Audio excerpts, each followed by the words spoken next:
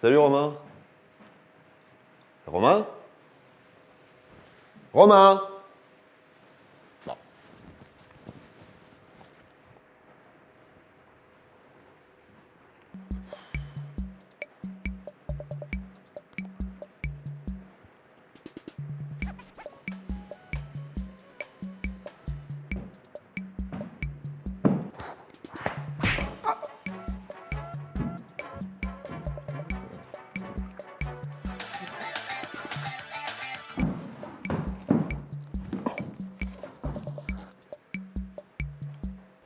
Oh.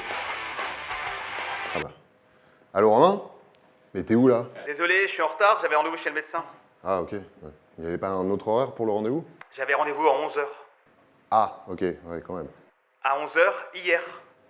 Ah putain, et t'en es où là du coup? Tu vas arriver quand? Je sais pas, je peux encore passer.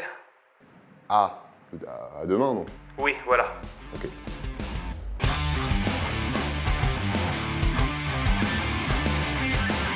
Bon, vous connaissez le truc par cœur, vous avez rendez-vous chez le médecin à 17h30, vous vous dépêchez pour pas être en retard, vous arrivez, vous vous posez dans la salle d'attente, et elle est blindée. Et il est 17h25. Puis il est 17h30, 17h45, 18h, 18h30, et tout le monde passe avant vous. Alors, c'est pas un complot des Illuminati dirigé contre votre personne, hein. Si ceux qui sont arrivés après vous, ils passent avant vous, c'est parce qu'ils connaissent le truc, hein. Ils savent qu'il y a toujours du retard, donc ils ont anticipé. Du coup, bah, il vous reste plus qu'à être patient. Mais pourquoi est-ce que les médecins ont toujours 1 heure de retard? Ben ça c'est vraiment... La question que tout le monde se pose. Vraiment ça Ouais, dis donc, ça commence à se faire, ça. Alors d'abord, disclaimer, on dit les médecins, mais moi j'ai été infirmier libéral et je veux pas mentir, j'étais en retard aussi. Et à peu près pour les mêmes raisons que les médecins. Bon, ceci étant dit, on va se pencher sur le... Pourquoi? En gros, voilà comment ça se passe. Quand vous prenez rendez-vous chez le médecin, il vous donne un horaire, et pour définir cet horaire, il a calculé la durée moyenne d'une consultation. 10, 15, 20 minutes selon les médecins, et il enchaîne les rendez-vous toutes les 10, 15 ou 20 minutes. Mais autant chez le kiné, par exemple, on peut estimer qu'il y a une durée relativement fixe pour les séances.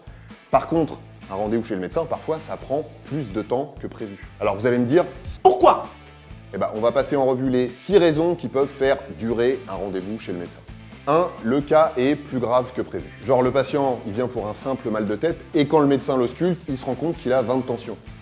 Ou alors il vient parce qu'il est essoufflé et finalement il s'avère qu'il est en train de faire un infarctus du myocarde ou une embolie pulmonaire et il faut l'hospitaliser. Parfois c'est même des trucs moins graves, hein, mais qui allongent la durée de la consultation. 2. Le patient n'a pas un mais plusieurs problèmes. Bah oui, des fois on vient parce qu'on tousse, mais on en profite pour parler de ses troubles du sommeil, du mollet qui fait un peu mal quand on marche, on demande une ordonnance pour des médicaments et le certificat médical pour le sport, etc. Et puis les personnes âgées par exemple, elles ont souvent plusieurs maladies à gérer. Et ça prend du temps. 3e cas, le patient n'est pas venu tout seul. Il a une bronchite, mais ah bah tiens, tant que vous y êtes docteur, il y a ma petite fille là, elle a mal au ventre, vous pouvez jeter un œil? Alors des fois, le médecin il refuse et il dit bah non, vous reprenez un rendez-vous plus tard, mais des fois il laisse pas une petite fille avoir mal au ventre.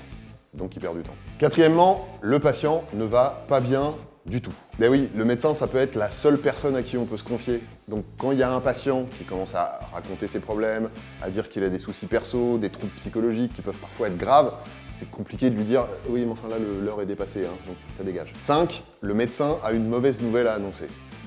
Une maladie grave, par exemple. Même chose que pour le cas précédent, c'est pas possible de dire « voilà, donc vous avez un cancer, hein, ça fera 25 €. » Non, je fais pas crédit, non. Dans ces cas-là, il faut prendre le temps, hein, c'est hyper important et puis c'est humain. 6e et dernier cas, il faut expliquer des choses compliquées. Bah oui, il y a des maladies qui sont pas évidentes à comprendre, hein, surtout comme ça du premier coup. Parfois c'est les traitements qui sont complexes et souvent c'est les deux. Et c'est le rôle du médecin de bien expliquer tout ça à son patient. Dans un même ordre d'idée, des fois, il faut donner des conseils d'hygiène de vie, faire de la prévention, et tout ça, c'est pas forcément facile à prévoir à l'avance. Parce qu'être médecin, c'est comme une boîte de chocolat. On ne sait jamais sur quoi on va tomber. Voilà, ça c'est pour les gens qui avaient rendez-vous, mais dont les consultations durent plus longtemps que prévu, mais il y a aussi les urgences. Celles qui sont pas assez graves pour aller aux urgences de l'hôpital, mais qui peuvent pas attendre le prochain rendez-vous disponible. En général, soit le médecin les reçoit entre 2 rendez-vous, mais du coup ça décale les suivants, soit il a prévu un horaire exprès dans la journée, mais s'il y en a 2 ou 3, bah ça décale quand même. Faut savoir aussi qu'il y a plein de médecins qui travaillent pas uniquement dans leur cabinet. Ils peuvent aussi faire des visites à domicile, travailler dans un hôpital, dans une clinique, dans un centre de soins, etc. Le genre d'endroit où on peut facilement prendre du retard avant même d'arriver pour commencer ses consultations.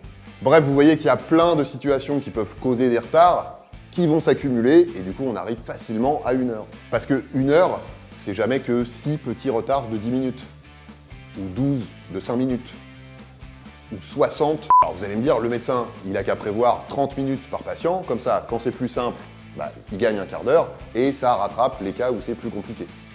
Bah oui mais non, parce que 1, il y a beaucoup de patients, 2, il n'y a pas beaucoup de médecins, surtout dans certains coins. Des rendez-vous 2 fois plus longs, ça veut dire 2 fois moins de rendez-vous par jour. Donc quand vous appelez, au lieu d'avoir un rendez-vous dans 4 jours, vous en avez un dans 8 jours. Et on est d'accord que souvent c'est compliqué d'attendre aussi longtemps. Et encore là, on parle d'un rendez-vous chez un généraliste. Parce que chez un ophtalmo ou un dermato... Alors bien sûr, il y a aussi la possibilité d'expédier la consultation le plus vite possible. Ça veut dire négliger l'aspect psychologique. Ça veut dire pas poser trop de questions pour savoir s'il n'y a pas un truc un petit peu plus grave qu'il y paraît. Ça veut dire devenir une machine à prescrire des médicaments. Et ça veut dire évacuer l'aspect humain. Et franchement, quand on est dans la salle d'attente, on a envie que ça aille plus vite, c'est vrai. Mais quand on est dans le cabinet et que c'est de notre santé qu'il s'agit, là, on a bien envie que le médecin il prenne le temps qu'il faut, non? Alors, ok, il y a aussi parfois un problème d'organisation, c'est pour ça qu'il y a certains médecins qui arrivent à finir à peu près dans les temps, alors qu'il y en a d'autres qui ont plutôt 2 heures qu'1 heure de retard, c'est vrai. Mais est-ce que vous connaissez la loi de Hofstadter? En gros, ça dit que vous pouvez planifier autant que vous voulez, c'est impossible de prévoir précisément le temps que va prendre une tâche complexe. Et la médecine, c'est complexe. Du coup, à moins de revoir l'organisation globale du système de santé et des consultations, c'est un problème qui va être difficile à régler sans perdre en qualité de soins. Alors, je vous vois venir, vous allez peut-être être tenté d'arriver plus tard que l'heure prévue, histoire de ne pas attendre. Si. Ne faites pas ça. Le jour où vous le ferez, le médecin sera à l'heure. Ça, c'est la loi de Murphy. Alors, avant de vous laisser filer, 2-3 conseils si vous avez besoin de voir le médecin. D'abord, si vous pouvez vous déplacer, faites-le. Ça lui prendra moins de temps qu'une visite à domicile. Ensuite, amenez tous les documents dont le médecin pourrait avoir besoin. Vos ordonnances avec votre traitement habituel si vous en prenez un, vos résultats d'analyse, la lettre du médecin qui vous envoie si vous allez voir un spécialiste, etc. Ça, c'est pour éviter de faire perdre du temps à tout le monde, mais si vous voulez attendre le moins possible, prenez rendez-vous en début de journée, quand le retard s'est pas encore accumulé. Et puis prévoyez de quoi faire passer le temps dans la salle d'attente. Apportez votre ordinateur ou votre tablette pour bosser ou pour mater une série. Amenez votre console portable ou prévoyez de la lecture. Oui, parce qu'on n'est pas tous fans des vieux femmes actuelles de septembre 2007, ni du chasseur français. Bref, prenez de quoi vous empêcher d'avoir le nez collé à l'horloge. C'est comme ça que le temps passe le plus lentement, vous le savez. Voilà, DTC, c'est fini pour aujourd'hui. Si vous avez d'autres questions de ce genre, n'hésitez pas à me les envoyer à questiondtc@gmail.com. On se retrouve très vite pour de nouvelles vidéos. D'ici là, mettez-vous bien et surtout, portez